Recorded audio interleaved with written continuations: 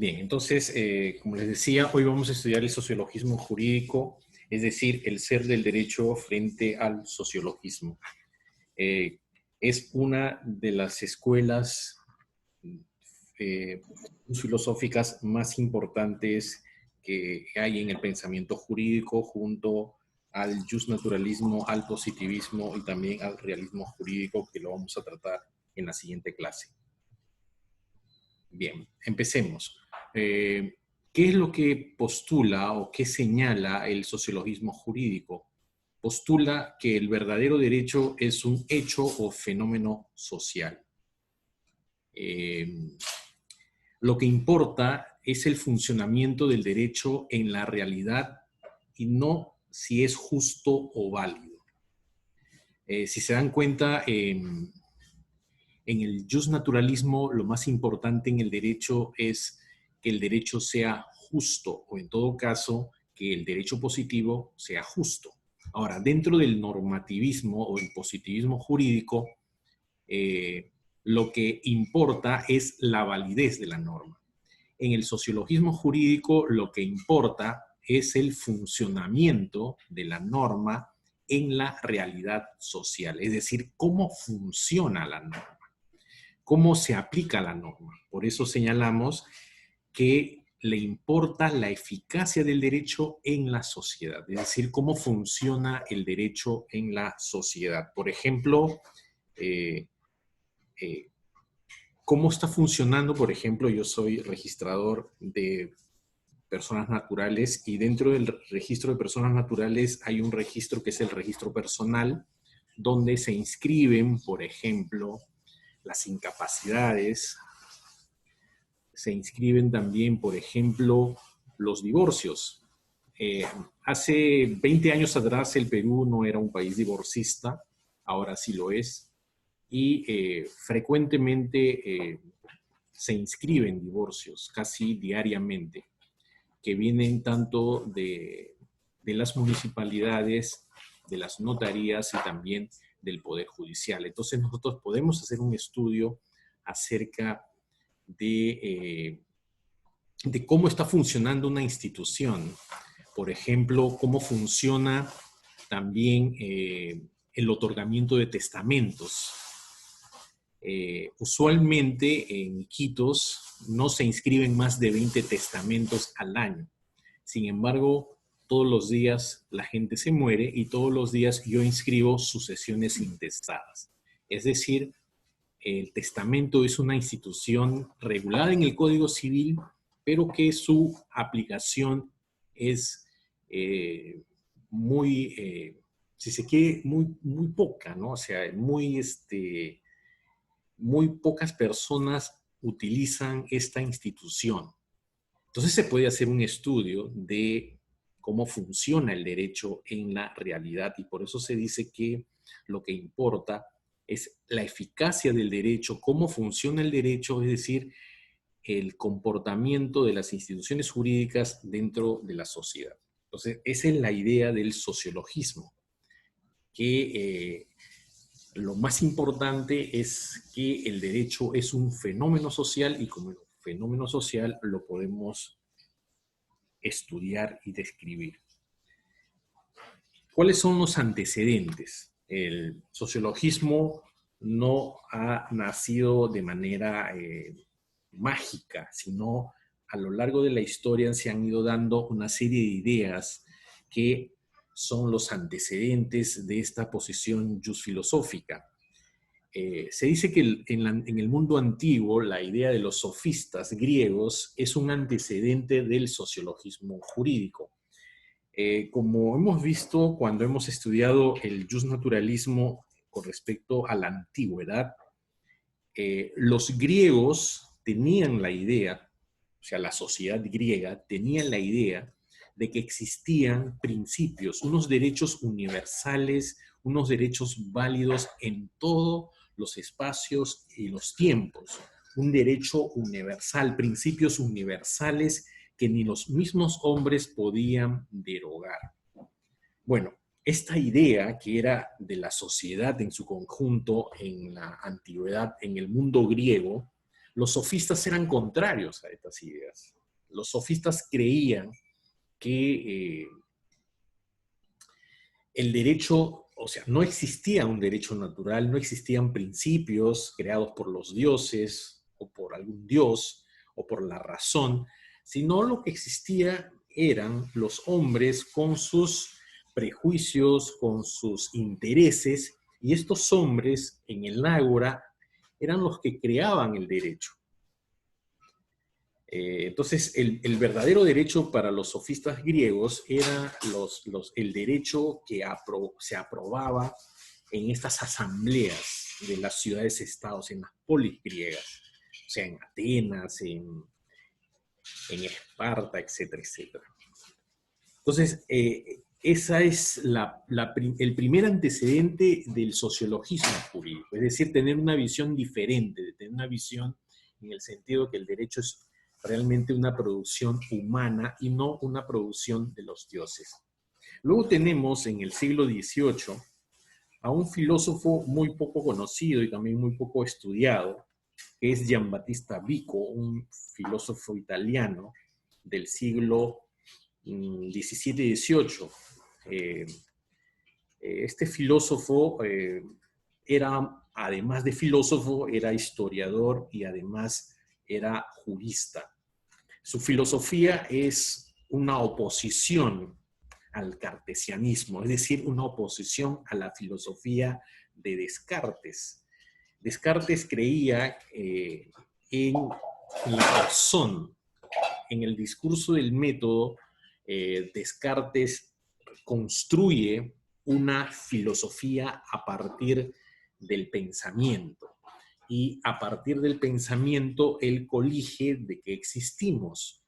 O sea, de lo que no podemos dudar es de que estamos pensando, y ese pensamiento a su vez genera lo que se llama la existencia del hombre mismo. Entonces, el Vico es un opositor a esta filosofía cartesiana, la filosofía de Descartes. Lo que él señala es que lo más propiamente humano es la creatividad. O sea, el hombre es un productor de cosas, es creador de cosas, y eso es lo más humano que hay. Es diferente a lo que decía Descartes, que existían ideas claras y distintas. Él señalaba que el racionalismo de alguna manera opacaba el tema de la creatividad del ser humano. Entonces, lo más humano que hay es la creatividad. La única verdad que puede ser conocida, según Vico, son los resultados de la acción creadora, los resultados de la producción que hacen los hombres. O sea, no podemos conocer, según Vico, no podríamos conocer el mundo, en verdad. No podríamos conocer la naturaleza porque solamente eso le corresponde a Dios. Dios es el que conoce todo el mundo.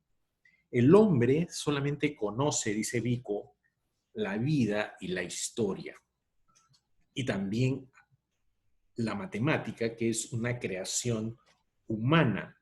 Entonces, la historia para este filósofo es el ámbito de lo humano.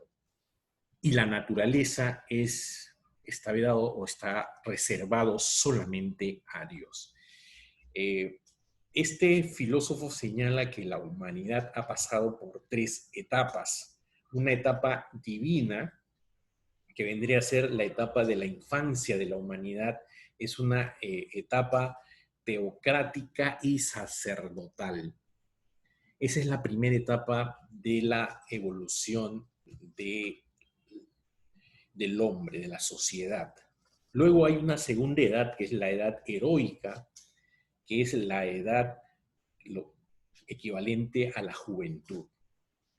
En esta época lo que hay es arbitrariedad y violencia. Y finalmente hay una tercera etapa, que es la etapa de la humanidad, de lo humano. y es la etapa de la madurez de la sociedad. Y ahí entra a tallar lo que es razonable y lo que es moderado. Entonces, Vico es un filósofo muy importante porque para el sociologismo jurídico, porque él señala que lo único que podemos conocer, lo único que puede conocer el hombre es su vida y la historia. Entonces, si conocemos solamente la vida y la historia del hombre, no cabría estudiar o conocer principios, conocer valores o conocer un derecho natural. Entonces, por eso se señala que Vico es un antecedente, es quizás uno de los más importantes antecedentes que tiene el sociologismo jurídico. Y luego tenemos como tercer antecedente del sociologismo jurídico la escuela histórica del derecho, que aparece en Alemania a comienzos del siglo XIX. Es quizás una de las escuelas más importantes que se desarrollan por casi todo el siglo XIX en la Alemania, en los pueblos germánicos, porque Alemania todavía no existía como país, pero sí existían los pueblos germánicos, es decir, los pueblos que hablaban la lengua alemana. Entonces, en la escuela histórica del derecho que se desarrolla en el siglo XIX es considerada el antecedente inmediato de la escuela sociológica del derecho o del sociologismo jurídico. La tesis central de la escuela histórica es que el derecho para ellos, para los que piensan, los creadores de esta escuela, no es una creación deliberada. O sea, el derecho no es una creación deliberada, sino que más bien se forma de manera espontánea. Esta tesis es importante y central. O sea, no es que se piense el derecho para la escuela histórica. El derecho nace de manera espontánea en la misma sociedad. Y es inconsciente además. El derecho nace a través de la costumbre. O sea, la fuente originaria del derecho es para la escuela histórica el espíritu nacional que se expresa mediante la costumbre, en primer lugar, como la primera fuente del derecho, después el derecho promulgado, es decir, la ley, y luego la doctrina. Según esta escuela, o sea, la costumbre como fuente del derecho es la fuente más importante de creación de normas. Y el derecho, como les acabo de decir, nace de manera espontánea y no de manera deliberada. Entonces, la costumbre es la fuente formal más importante que hay para esta escuela y se traduce en la conciencia jurídica de la comunidad. Es la propia comunidad la que de manera espontánea va creando normas. ¿Qué cosa es la costumbre? La costumbre jurídica tiene dos componentes o dos elementos. El elemento objetivo, que tiene que ver con la reiterancia de hechos en un espacio y tiempo determinado, reiterancia. Y por otro lado está el elemento subjetivo o espiritual en señalar que esos hechos que se producen reiteradamente en el tiempo son de carácter obligatorio. Eso es una costumbre, porque una costumbre, o sea, un hecho aislado no puede generar costumbre. La costumbre nace de manera reiterada en el tiempo. O sea, vamos haciendo cosas de la misma forma, de la misma manera en el tiempo, resolviendo problemas de la misma forma. Y eso entra en la conciencia colectiva de que ese comportamiento y esa solución de los problemas que se van dando en la sociedad son de carácter obligatorio. Por eso se dice que tiene dos elementos la costumbre, el elemento objetivo y el elemento subjetivo. O sea, el elemento material o el elemento espiritual. Luego, ellos consideran, esta escuela considera que la costumbre es la principal fuente del derecho, pero luego también le sigue la legislación, porque en el siglo XIX ya se habla, estamos en presencia de los primeros estados modernos. La creación de Francia, por ejemplo, de los países latinoamericanos, la unificación de Italia, es el Reino de España, y también la unificación de Alemania luego, genera un Estado, y este Estado también es productor de normas, y por eso se dice que después de la costumbre, la segunda fuente importante del derecho es la ley o la legislación. O sea, el Estado va, a través del poder que tiene, va a regular también a través de normas la conducta de las personas. Y luego hemos dicho que también está la doctrina. En el siglo XIX hay si se quiere, aparecen una serie de escuelas del derecho. A ver, repasemos. Primero está la escuela de la exégesis, que aparece en Francia después de la aparición del Código Napoleónico de 1804. La escuela de la exégesis es aquella que solo hace un estudio exegético de todas las normas que están en el Código Civil francés, que es la máxima expresión del derecho positivo y también del derecho natural, decían los exégetas. Luego, en Inglaterra tenemos la escuela de la jurisprudencia, que su máximo representante y su creador es John Austin, ¿no? En donde se señala que el derecho es un mandato dictado por el soberano, o por el rey. Y luego tenemos esta escuela histórica del derecho que aparece en Alemania, que lo estamos viendo. Entonces, hay una labor doctrinaria, hay una labor de estudios de carácter jurídico que también son importantes en la aplicación del derecho.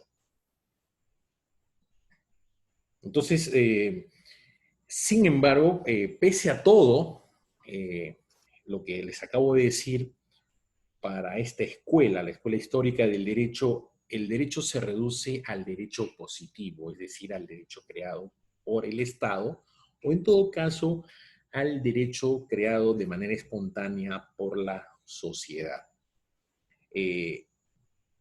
Esta escuela no deja de admitir la existencia de preceptos e ideas universales, sin embargo, pero el problema es que estos preceptos son imprecisas, son carentes de precisión y de fuerza obligatoria.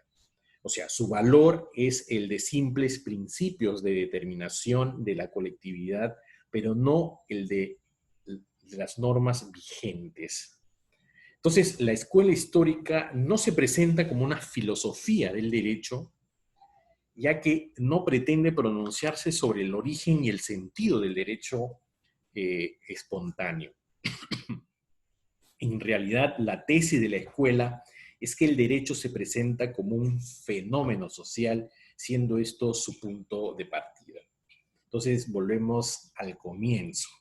¿Por qué es la escuela histórica? Es un antecedente del sociologismo jurídico, porque su tesis central es que para ellos, para esta escuela, el derecho es un fenómeno social y que evidentemente es posible su descripción y explicación.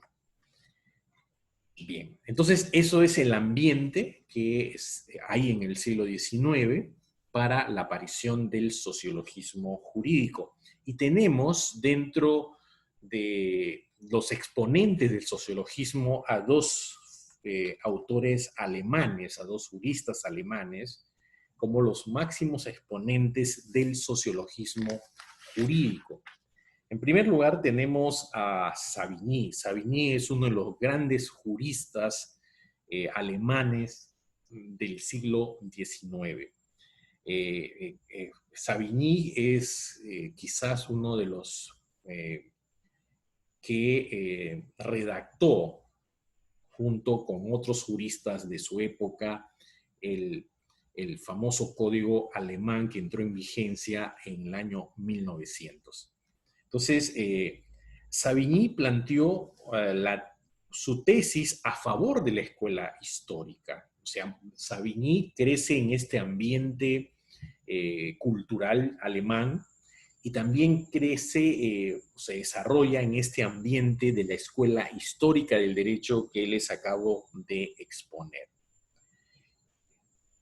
Entonces, él entra primero como profesor y luego él comienza con otros juristas a redactar el Código Civil alemán que entra en vigencia, como le decía, en 1900. Entonces, en Alemania hay una discusión si conviene o no conviene tener un código como lo tenían ya los franceses desde 1804. Y la posición dominante era, en Alemania, de que no era necesario además, no solamente no era necesario, sino era contraproducente a la evolución del derecho. Porque no hay que olvidar que una norma es una especie de fotografía de la realidad y lo que hace la norma es congelar la realidad, y la realidad, como todos sabemos, es dinámica, es cambiante. Y el derecho nace de manera espontánea en esta sociedad, de manera inconsciente, y va evolucionando y va creando instituciones, va dejando de lado instituciones, etcétera, etcétera. Entonces, Savigny está en ese ambiente y él se discutía mucho si era conveniente o no para los alemanes tener un código. Y la posición dominante era que no, porque eso iba a frenar el desarrollo del derecho. Savigny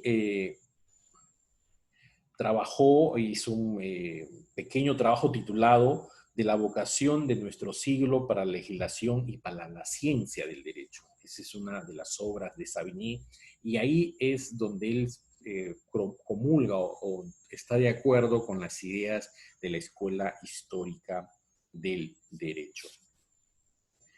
Dice Savigny que desde la juventud de un pueblo, el sentimiento de sus particularidades impregnan su derecho privado. Este derecho se forma por los usos y aparece bajo el aspecto de la costumbre. En una etapa más avanzada, señalando Savigny, el derecho progresa por la técnica, es decir, por las obras científicas de los juristas, quienes, penetrados de las tradiciones nacionales, lo desarrollan y sistematizan. Permanece, pues, un derecho consuetudinario viviente. O sea, Savigny, a pesar de que considera que la doctrina juega un papel importante, sin embargo, la doctrina lo que va a hacer es sistematizar, lo que va a hacer es explicar, describir este derecho consuetudinario, este derecho espontáneo que van haciendo dentro de la propia sociedad. O sea, los juristas lo que van a hacer no es describir la norma dictada por el soberano, sino lo que hacen es describir este derecho que nace de manera espontánea en el pueblo, por el espíritu del pueblo. Entonces, en este sentido, el elemento generador del derecho no es la voluntad del legislador o del soberano, sino el derecho se genera por la conciencia popular, por el espíritu del pueblo. El espíritu del pueblo es el generador de las normas jurídicas. Y estas normas es estudiada por los juristas, por los científicos, o sea, por los que hacen trabajo científico en el derecho. Y son aquellos juristas los que van a sistematizar este derecho consuetudinario viviente, en las palabras de Savigny. La idea de un derecho natural y universal es así cambiada o sustituida por la de los derechos nacionales diversos. Es decir, para Savigny no es que haya un derecho natural, lo que hay son los derechos de los pueblos, brotadas de las entrañas mismas de los pueblos. El derecho está en adelante dominado por la historia, lo que hablaba Vico, Giambattista Vico, este filósofo. La supremacía de la razón es reemplazada por la de las creencias populares y por esto, como se sabe, ha arrebatado a la razón su prestigio soberano. Entonces Savigny es uno de los máximos exponentes del sociologismo jurídico. Él cree en un derecho consuetudinario viviente, en un derecho que nace de manera espontánea en el espíritu del pueblo. Bueno, eso es con respecto a Savigny. El otro exponente es Rudolf von Heering. Este también es otro filósofo alemán del siglo XIX muy importante.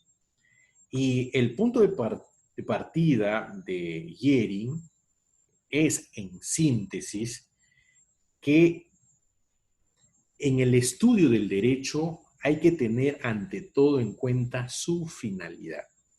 O sea, ¿cuál es el fin del derecho? O sea, para Heering, von Heering, cuando se estudia o cuando analizamos una norma, cuando interpretamos una norma, cuando aplicamos una norma, lo que tenemos que buscar es cuál es su finalidad, por qué se ha creado, cuál es su razón de ser, cuál es la ratio regis, la ratio legis. Ese es lo más importante según von Heering. Entonces, la finalidad no, es la protección de los intereses. O sea, ¿cuál es la finalidad del derecho? Y él termina haciendo una síntesis que la finalidad de todo derecho es la protección de los intereses. ¿De los intereses de quién? De las personas, de los grupos.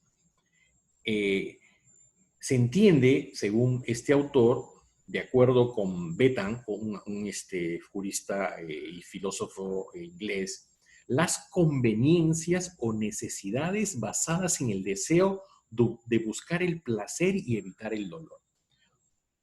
Es, de alguna manera, un filósofo utilitarista,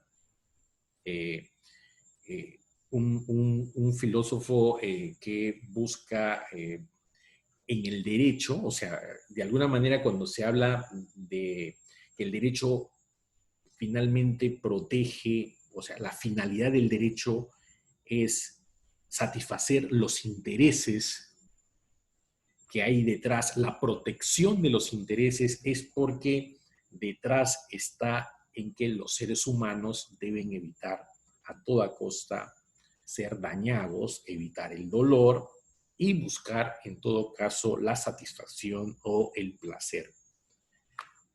Todo individuo, según Heering, tiende a satisfacer estos intereses a través del derecho. O sea, la ley, el derecho, sirve para regular la protección de estos intereses dentro de la sociedad. dentro de la comunidad. Cada uno de los intereses se armonizan con los intereses de los demás. Entonces, el derecho lo que va a hacer es regular los intereses de los seres humanos. No, cada uno de nosotros tenemos nuestros propios intereses. Cada uno de nosotros busca satisfacer estos intereses. Y como cada uno tiene sus propios intereses, el derecho va a aparecer para regular de manera armónica estos intereses en la sociedad. Entonces, este autor señala que la sociedad existe precisamente para conseguir esa armonía que sería imposible sin ella. Como cada uno tiene su interés, ya si no existiera el derecho, entraríamos en un estado caótico.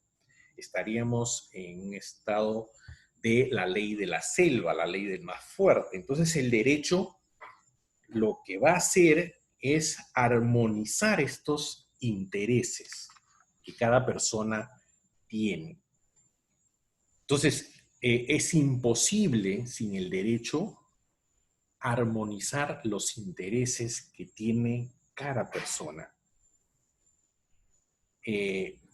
Para cumplir sus fines, uno de los instrumentos necesarios es el derecho. Entonces, y este derecho no va a actuar de manera, si se quiere, permisiva. Lo que va a hacer el derecho es actuar de manera coactiva gracias al poder del Estado. El Estado, a través del poder y a través del derecho, va a regular estos intereses para que la sociedad no caiga en un caos.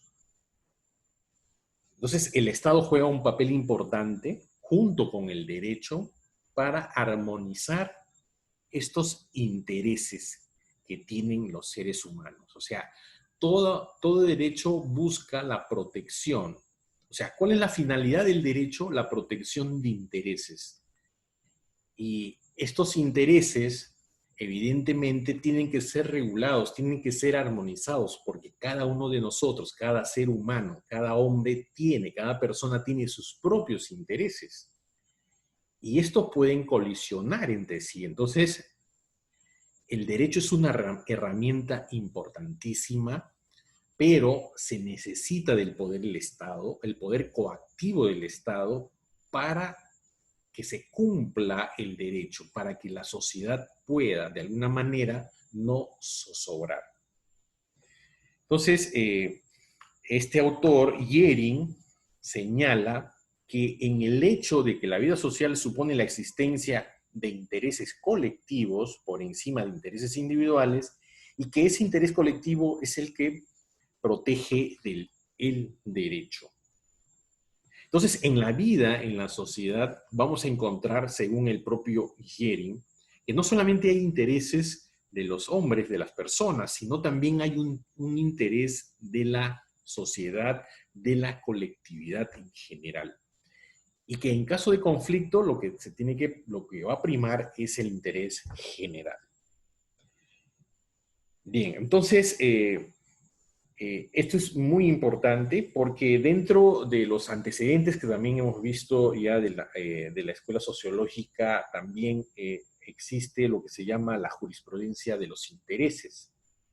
Los creadores de esta escuela jurídica no pretendieron trazar una concepción general del derecho, sino más bien un método para su interpretación y aplicación. Entonces, la escuela de la jurisprudencia de los intereses que se crea en este movimiento que hay en Alemania es para crear un método de interpretación y aplicación de este derecho que se genera en este ambiente de protección de los intereses de las personas que entran en conflicto entre sí y de los intereses de las personas que entran en conflicto con los intereses de la sociedad.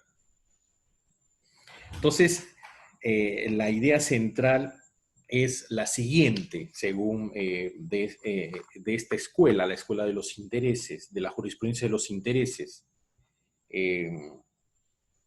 La ley sirve para resolver conflicto de intereses y al analizarla hay que buscar sobre todo qué intereses ha tenido en cuenta el legislador y qué criterios establece para resolver los conflictos entre ellas. Entonces, esta escuela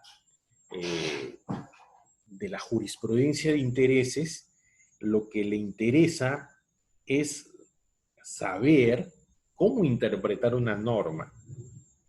O sea, qué intereses ha tenido en cuenta el legislador para dictar una norma y cuáles son también los criterios para resolver los conflictos con estas normas que están protegiendo intereses. Entonces tiene una ardua tarea esta escuela de la jurisprudencia de intereses para interpretar el derecho en función de los intereses que hay detrás, o sea, por la finalidad que tiene el derecho es la protección de intereses, y por otro lado está en resolver los conflictos en función de esta norma que protege los intereses, para resolver los conflictos que se generan entre los intereses de las personas y o eventualmente cuando se producen los conflictos de los intereses de una persona con los intereses de la colectividad.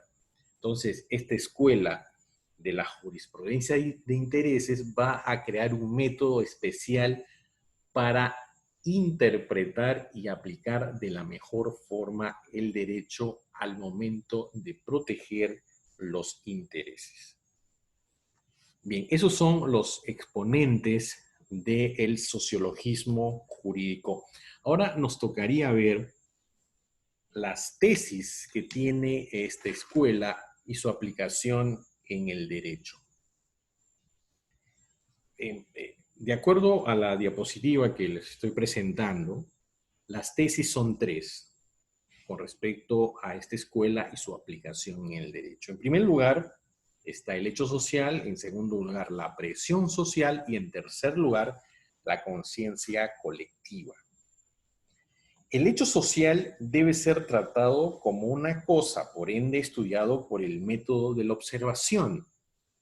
Es decir, para la escuela, para el sociologismo jurídico, el derecho es un fenómeno social, es un hecho social y por tanto el estudio del derecho tiene que ser en base a la observación. En primer lugar, se tiene que observar este hecho social, es decir, cómo es que está funcionando el derecho, cómo la sociedad responde frente al dictado de una norma, cómo la sociedad cumple o incumple una norma, cómo está funcionando, o sea, cómo se comporta la sociedad en función de determinadas normas o cómo la sociedad es generadora también de normas jurídicas, porque no hay que olvidar que la sociedad, los hechos sociales también son las llamadas fuentes materiales del derecho. Entonces, el derecho es un hecho social porque en la sociedad se va a medir el comportamiento de las personas al momento de aplicar una norma, de respetar una norma, pero la propia sociedad, el comportamiento de la propia sociedad y de las personas también finalmente es generadora de normas jurídicas. Por eso se dice que el derecho es un hecho social y por tanto su estudio tiene que basarse en la observación, en el método de la observación.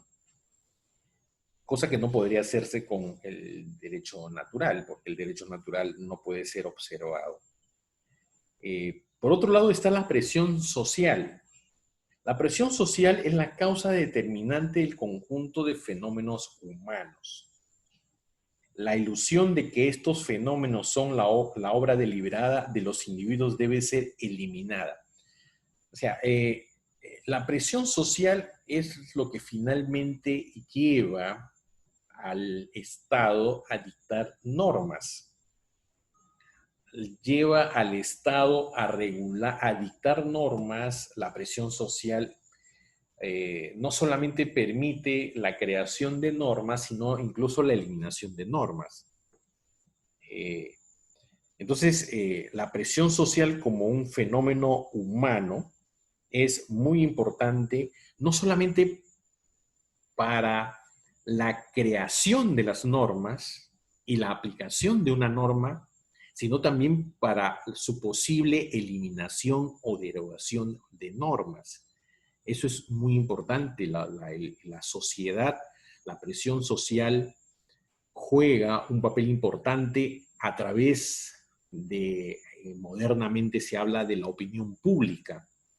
La opinión pública juega un papel importante muchas veces para la promulgación de normas o para la eliminación de normas. Por ejemplo, nosotros tenemos ahora el problema de la pandemia y hemos visto cómo el Congreso, un Congreso populista, evidentemente, y supuestamente por todo lo que se veía, lo que se ve, la necesidad de las personas, de la sociedad, de falta de liquidez, de falta de dinero, ha llevado a dictar normas contrarias a la Constitución. Por ejemplo, el tema, la ley de los peajes.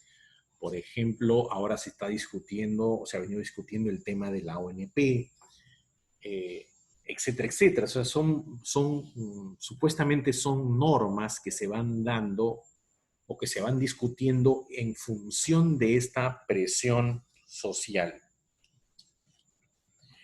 Y el otro elemento también del sociologismo jurídico es la conciencia colectiva. O sea, no solamente el derecho tiene que ser estudiado por el método de la observación, sino que el derecho es creado y también abrogado o derogado o modificado en función de la presión social. Pero también hay lo que se llama la conciencia colectiva, ¿no? En la medida en que los fenómenos humanos incluyen un pensamiento o representaciones, estas son colectivas y expresan una conciencia colectiva, lo que les venía diciendo de la opinión pública. Es decir, el comportamiento de las comunidades, el comportamiento de la propia sociedad hace que se vaya generando una conciencia colectiva, creencias que dan pie a la discusión o a la aparición de ciertas normas jurídicas, de ciertos problemas que se van a ir perfilando, que se van a ir discutiendo y que finalmente va a dar pie a la creación de una norma o a la eliminación, abrogación, derogación o modificación de las normas.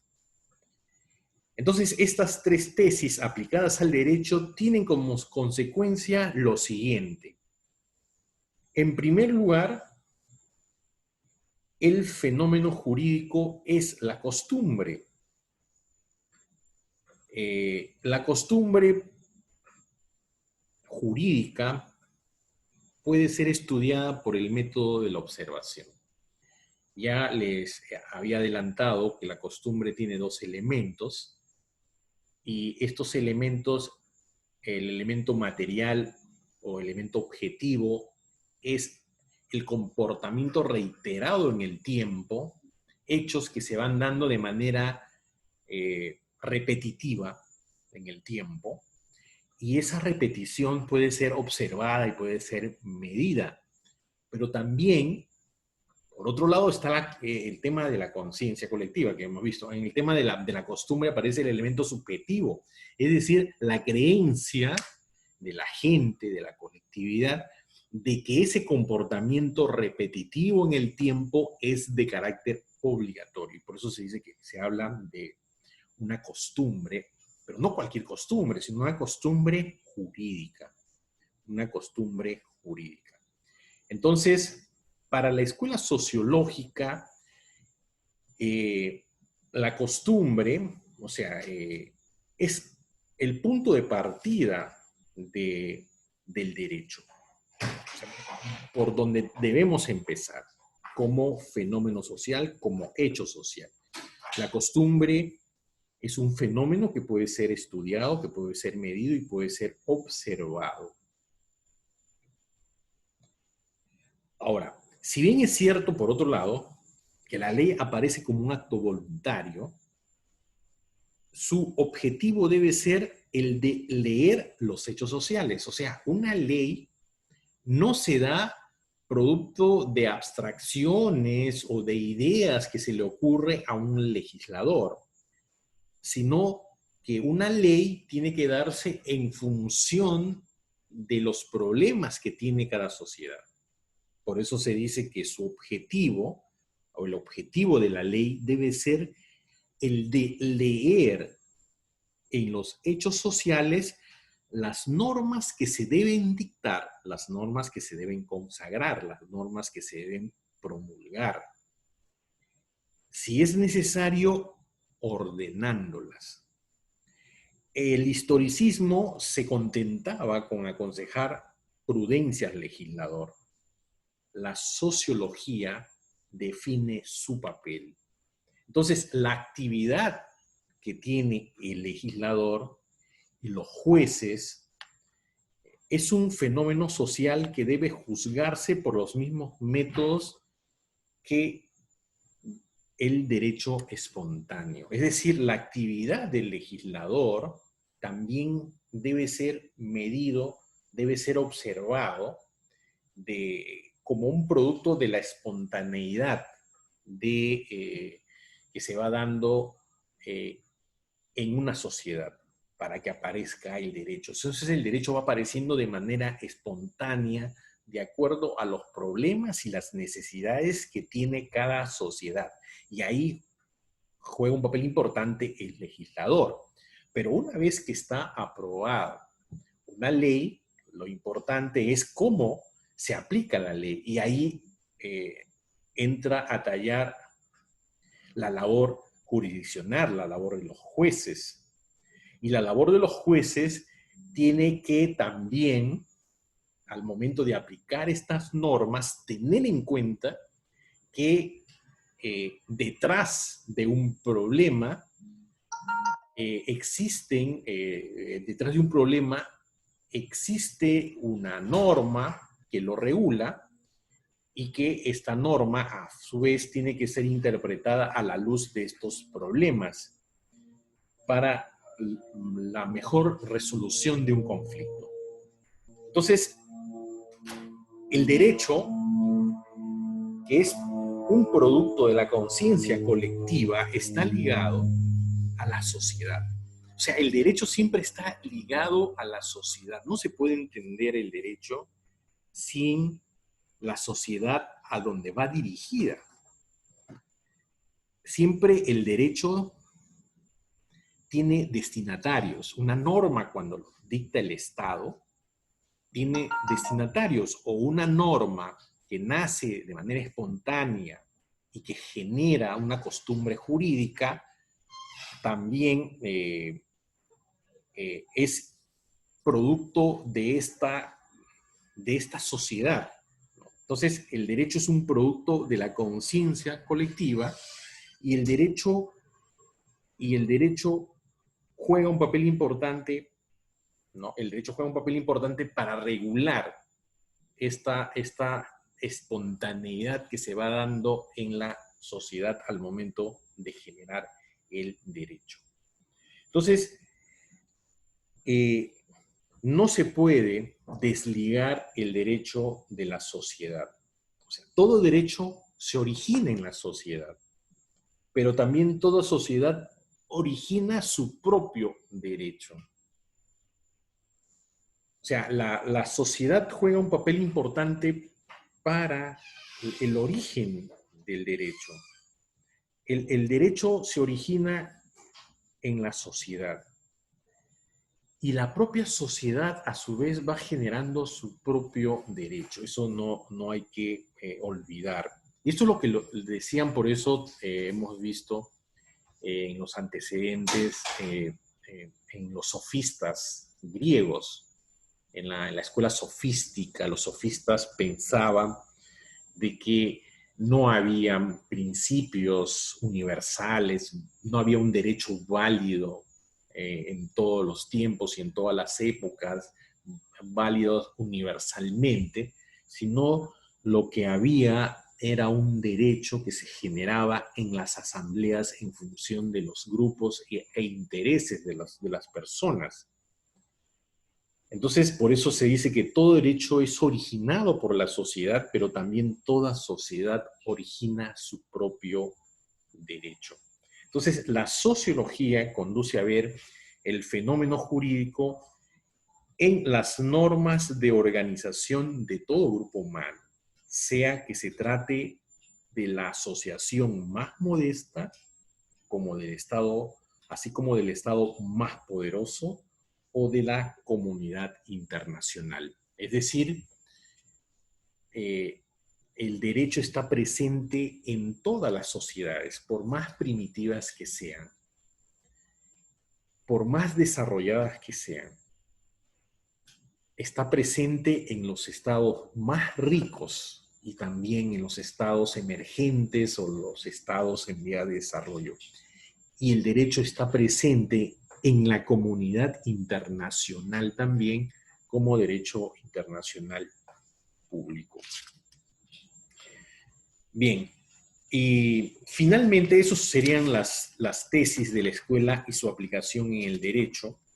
Y para ir terminando la clase de hoy, vamos a ver las concepciones de la sociología del derecho.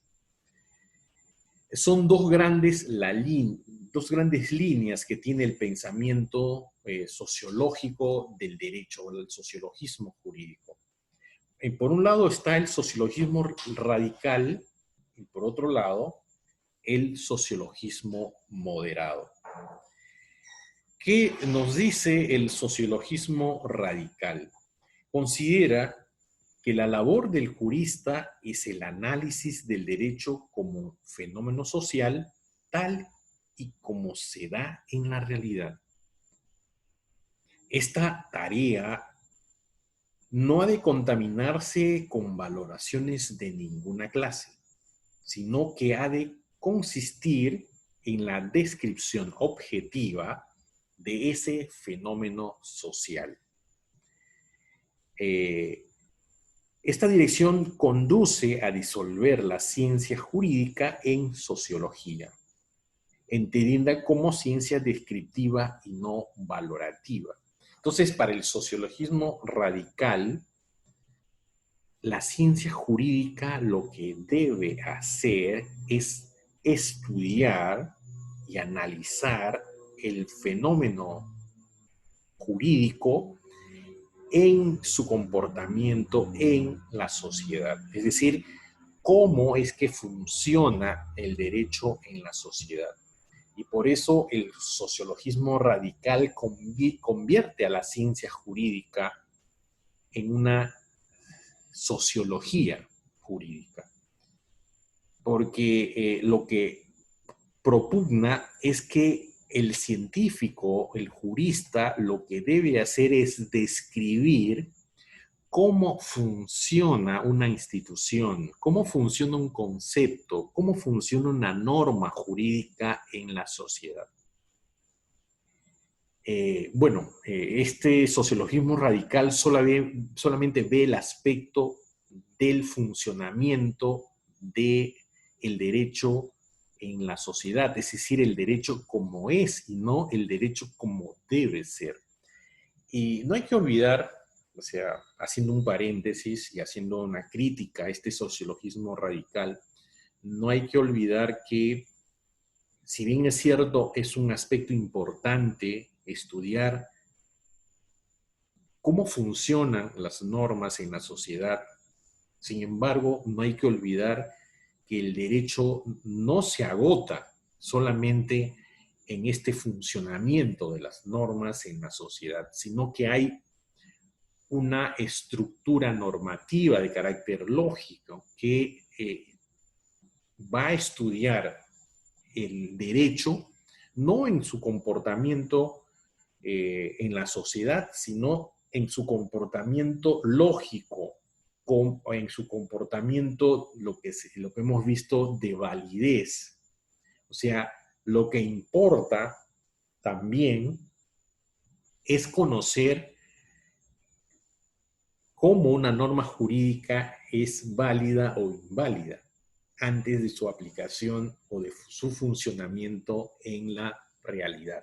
O sea, solamente está viendo un aspecto que es importante conocer, por supuesto, pero no agota todo lo que la ciencia jurídica debe estudiar. Ahora, el sociologismo moderado, ¿qué señala? Mantiene el principio de que el derecho es un intento de ordenar la realidad con arreglo a criterios determinados y de que la tarea del jurista es tener en cuenta, junto a esos fines del derecho, la forma en que cumplen en la realidad social o la manera en que podrían cumplirse más eficazmente. O sea, parte del socialismo moderado va a partir de la idea de que de todas maneras el jurista va a tener en cuenta el comportamiento de cómo funciona una institución, cómo funciona una norma, cómo funciona un concepto jurídico en la realidad. Pero no se agota ahí.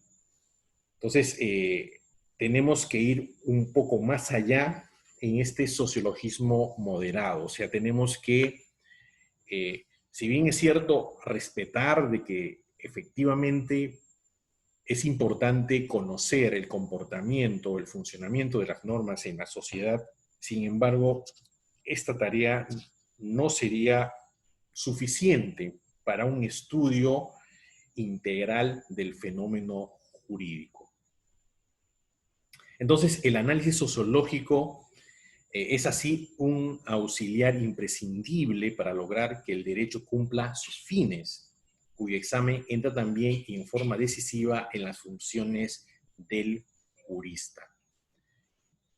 Bien, entonces, con eso estaríamos terminando esta parte del sociologismo jurídico como una de las corrientes filosóficas más importantes del pensamiento jurídico. Bueno, yo les agradezco por haber escuchado la clase. Si tienen alguna pregunta o comentario, lo podrían hacer en estos momentos.